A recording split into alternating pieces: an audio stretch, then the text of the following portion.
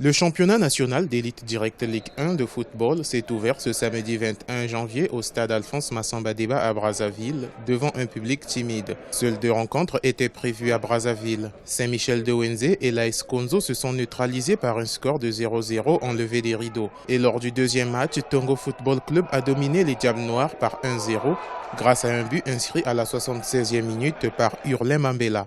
L'année dernière, l'équipe avait gagné le premier match, puis elle avait enchaîné par 8 défaites. Donc c'est jamais très bon signe forcément, c'est pas le gage d'une grande saison. En tout cas, comme vous avez dit très justement, c'est bon pour le moral et ça nous permet de préparer les 4 jours qui arrivent avant le déplacement au Wando avec de meilleures dispositions mentales.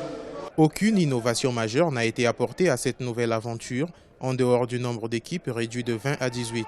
Le championnat n'est toujours pas sponsorisé et les joueurs ont joué sans licence. La fédération congolaise avait pourtant annoncé qu'aucune équipe ne participerait à ce championnat si cette dernière n'organise pas son assemblée générale. C'est le cas de l'équipe de Diables Noirs. Ce grand club du pays est au bout de la crise avec la défection de la majorité des cadres de l'équipe qui ont réclamé leur dû avant de jouer le moindre match. Une situation que l'entraîneur a pu contourner pour éviter un forfait.